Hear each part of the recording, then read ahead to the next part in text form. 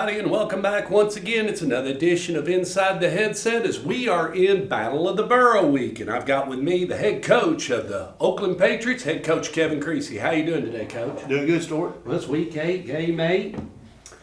Rolling season. It is. But we've had pretty good weather, Coach. You hadn't had to play in the rain any. That's true. Other than it makes it difficult for practices. Yeah. It's always hot. But this week it's kind of cooled down. Have you guys enjoyed the weather this week? It feels like football weather, finally. Yep.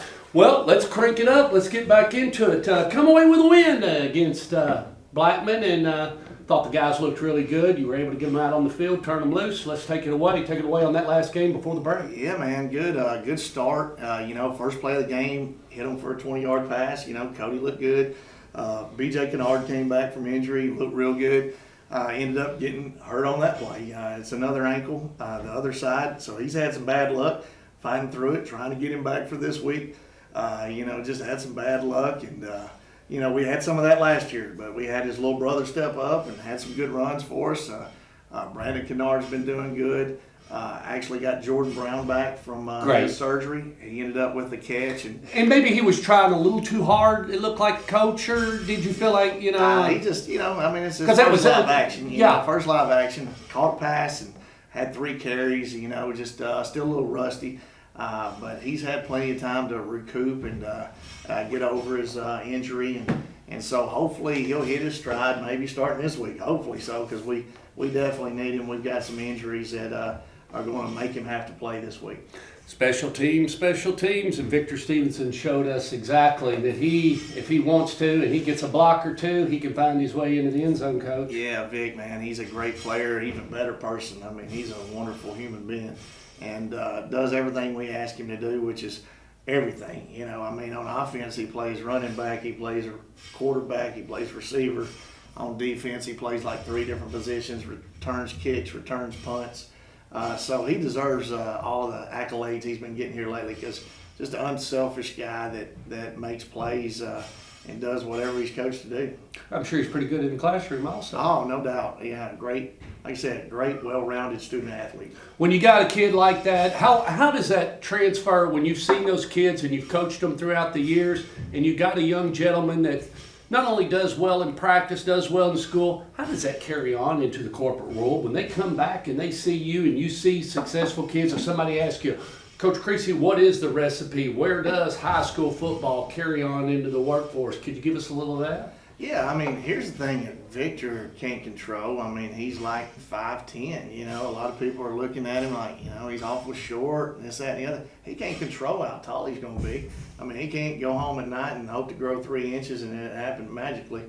He can control things like his work ethic, and he's got great work ethic. He gets along great with his teammates. He's an unselfish dude that puts his team first. He's a guy that we've never had a crossed word with. He's never back-talked, said anything negative about a teammate or a coach or anything like that. He's got a great attitude. He works his butt off in the weight room, and the agility room, and on the practice field. So I think it goes back to, hard work, dedication, great teammate, good human being, takes care of his classwork, doesn't get in trouble outside of school, outside of the classroom. At the end of the day, that's what a successful person is going to be. You're only limited to a certain amount of days of playing football. And he can't control like his height and stuff like that, but he can control all those other things, and I think he does a really good job of that, and because of that, he's going to be a success. Well, and I was talking to Coach Creasy yesterday. It's hard to compute. You compute it better when you're out of high school, but in football, you've only got 4 times for this special game. If you're a freshman, it'll be through senior year, 2 times at their place, 2 times at your place. When you played the game and all those years, those special games and like that, it really raises a little bit of the attention level. It does, and I think with more and more schools being built, our guys don't really understand what it was like back in the day. When everybody went to the same middle school and then you were split up and there was only 2 high schools to go to. I just don't know. We try to do a good job of explaining that to our guys, and our guys see some of the alumni for the only time all year when they come and they play. We play against Riverdale, so. It's a big game, and our guys need to realize that. But I think it's kind of lessened a little bit of the luster because there's so many other schools in our county, and all those guys have good teams and good coaches too. But we don't want this just to be another game. Even though it's a region game, it's important, but we want it to be understood that a rivalry game, throw the records out the window. At the end of the day, last year don't matter, the year before, 20 years ago don't matter.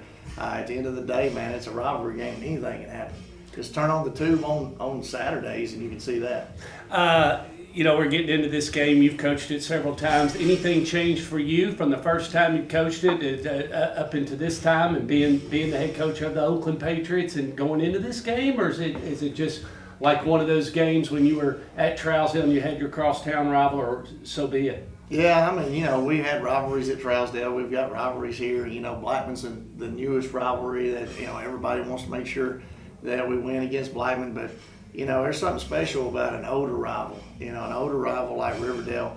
It's definitely been a streakish series, in which some team wins for several years in a row. We just happen to be on the winning side here lately. Riverdale comes in with one of the better teams I've seen them have in a long time. Their defense is unbelievable. I think Coach Holcomb does a great job with their offense. Special teams always solid. I think Coach Creasy takes care of that himself.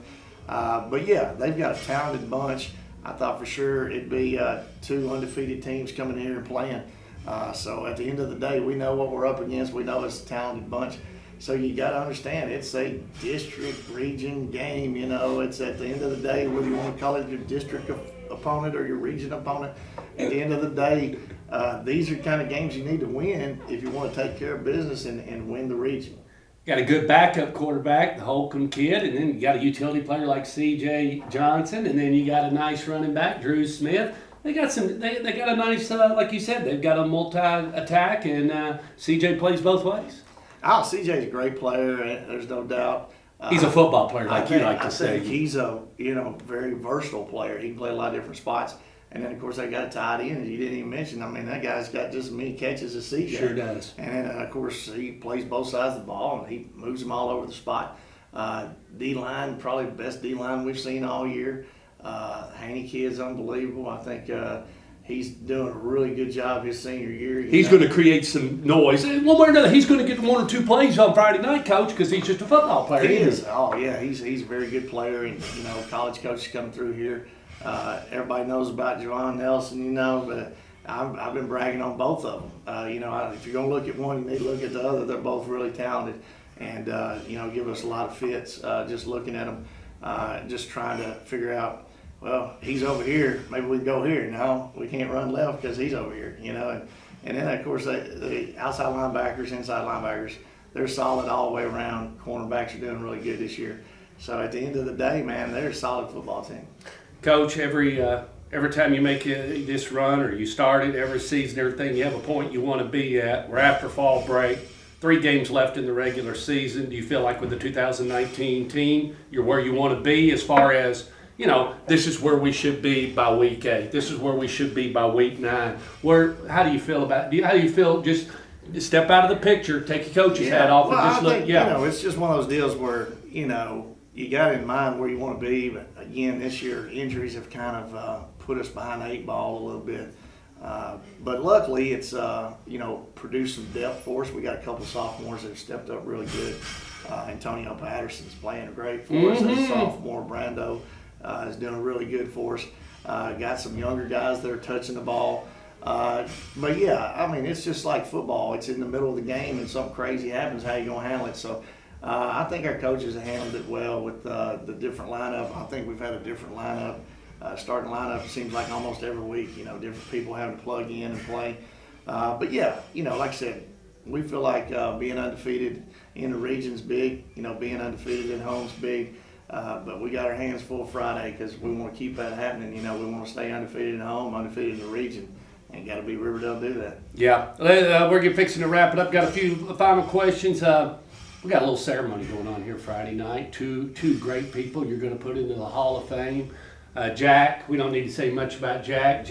Everybody, that's kind of public and everything. But one of the guys that's going in, you had an opportunity to be around him for a little while. And my father and mother both was in medicine and everything. And when you saw Dr. Johns coming in on a Friday night, you know, you didn't want to have to get with him on one of your players. Right. But you always had a comfort level when you saw him come in with that little black bag, and you knew he was wheeling it in. And here comes Dr. Johns, just one of the best. Could you just a little bit about just some of the interaction you have with Dr. Johns and rest in peace, Dr. Johns. Yeah, you know, of course, I got to meet him when I was at Riverdale. Yeah. For a long time, he was the guy that was going to be at every Oakland Riverdale game, whoever was at home. And a lot of times, you know, he's traveling with MTSU and working all these different games. You know, he always had a great attitude, and you know, he brought a lot of passion to his job. You could tell he really cared about student athletes, and I thought it was a real neat deal that we were going to put him in before he passed away. And, you know, with the relationship we got TOA and what they've always done with us. Oh, gosh, the amount of money they've shoved into this county. They've done so much for us. And Dr. Johns is always a guy that it doesn't matter what time of day it is, you can give him a call. It doesn't matter what the emergency is.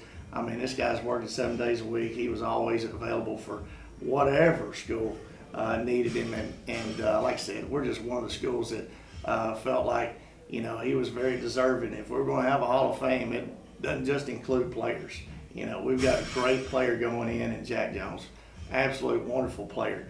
But forever Jack Jones, there's somebody behind the scenes that's making it available for him to be successful and be the player that he could be.